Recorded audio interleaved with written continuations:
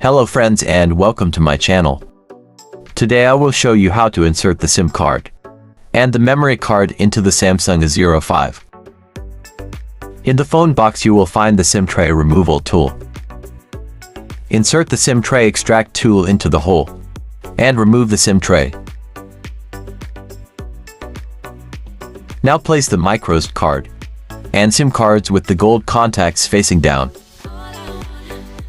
You can use the phone with a single SIM or dual SIM, and a micro SD memory card with a capacity of up to 1 terabit.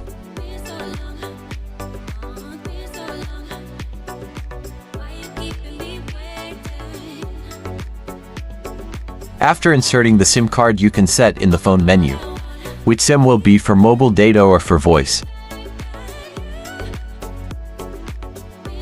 Thank you for watching this video. If it was helpful, please hit the like button and subscribe, it would help me a lot. Thanks again and have a nice day.